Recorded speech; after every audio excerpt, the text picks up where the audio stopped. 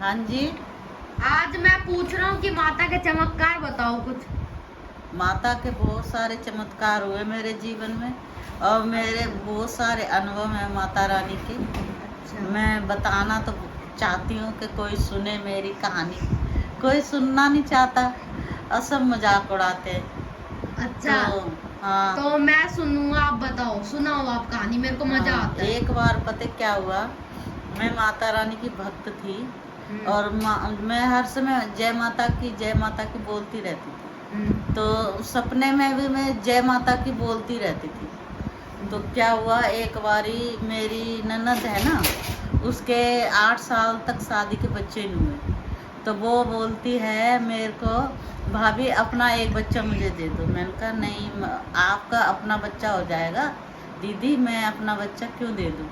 वो कह रही नहीं होगा मेरा बच्चा, मेरे तो 8 साल हो गए शादी को, तो मेरा नहीं हो सकता। मैंने कहा नहीं हो जाएगा। तो वो कह रही कैसे होगा। तो मैं माता रानी के मंदिर में गई, मेरे अपना घर का मंदिर था।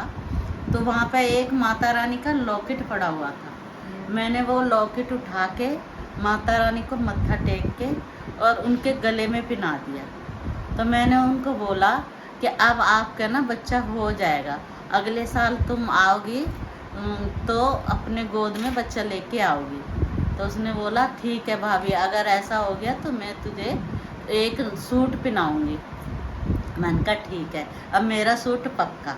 तो उन्होंने बोला तो चली गई। 2-3 महीने बाद खुशखबरी आ गई। माता रानी ने चमत्कार दिखाया अपना और खुशखबरी आई। उन्होंने बोला कि भाभी मैं प्रेग्नेंट हो गई और मेरे बच्चा होने वाला है। मैंने कहा अच्छा, बहुत बहुत बधाई हो, जय माता की, माता रानी की बहुत बहुत जय माता की। तो फिर उनका फिर बच्चा हो गया। उस टाइम टेलीफोन नहीं होते थे। ये मैं जब 30 साल की थी जब की बात है। तो उस टाइम फ़ोन नहीं होते थे। तो मेरी ननद के घर में लड़का हुआ। तो मैंने अपनी सासू माँ को बोला, मेरे को सपने में माता रानी आई पहले। तो माता रानी बोलती है तो पुत्र, तेरी ननद के घर ना लड़का हो गया और तुम्हारे को पता नहीं है, तो तुम उनको दो, बधाई दे दो। मैंने कहा अच्छा। मेरी जल्दी से आँख खुल गई। मैंने अपनी सासू माँ को बोला, मम्मी मम्मी, मंजू के घर दीदी के घर ना लड़का हुआ है और वो कह रहे हैं बधाई दे दो उनको। कह रहे, मेरी सास खुशी से झूमने लगी। कह रही अभी जाके मैं पता करती हूँ।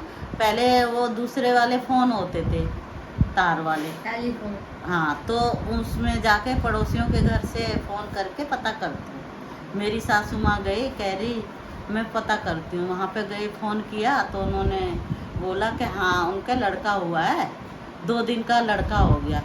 तो मेरी सास इतनी खुश हुई, इतनी खुश हुई, कह रहे तेरे मुंह में घी शक्कर। और मैं उन्होंने मेरे मुंह में घी और चीनी खिलाई और बधाई दी और माता रानी को मत्था टेका और लड़का हुआ माता रानी के चमत्कार से। फिर उसके बाद क्या हुआ, 6 महीने बाद माता रानी ने फिर से मुझे सपना आया। मैं बच्चे को लेके ना भाग रही थी। तो माता रानी, तो मैंने कहा भाई ये क्यों ऐसा कि बीमार बहुत है। तो मेरे पीछे पीछे मेरी ननद मेरे भाग रही थी। मैंने कहा ये क्या हुआ। तो एक जंगल में जाके शिवलिंग था वहाँ पे। तो शिवलिंग में ना भोलेनाथ वो घंटियाँ पड़ी थी, जो ऊपर घंटा बजाते हैं वो वाला। तो मैंने बोला मेरी ननद को, दीदी ये घंटा जल्दी से बांध दो तो तुम्हारा बच्चा जल्दी ठीक हो जाएगा, जल्दी से बांध दो। उसने बोला ठीक है भाभी बांध देती हूँ। उसने जल्दी से घंटा बांध दिया और बच्चा ठीक हो गया सपने में। सुबह मैंने उठ के उनको फ़ोन, मेरी सासू माँ को बताया। मेरी सासू माँ ने उनको फ़ोन किया तो वो बोल रही बहुत बीमार है बच्चा। सचमुच में बीमार था। तो सचमुच में बीमार था। तो हमने बोला भाई ऐसे ऐसे, मेरी सासू माँ ने बोला कि ऐसे ऐसे तेरी भाभी को सपना आया है, तो इसका क्या चक्कर है। तो बोली हो माता रानी ने भाभी को बता दिया। मैंने तो मन्नत मांगी थी, घंटा चढ़ाना था मुझे माता रानी के ऊपर।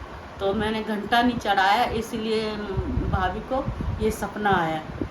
ये बेटा तो भाभी ने दिया है मुझे। मैंने कहा नहीं मैंने नहीं दिया, माता रानी ने दिया है ये बेटा, माता रानी का बेटा है। तो तुम उसको घंटा चढ़ा दो और तुम्हारा बेटा ठीक हो जाएगा। फिर वो मंदिर में जाके घंटा चढ़ा के आए और फिर उनका बेटा ठीक हो गया। जय माता दी। जय माता। आपको मेरी स्टोरी, सच्ची स्टोरी पसंद आई है तो लाइक और सब्सक्राइब जरूर करें। Thank you.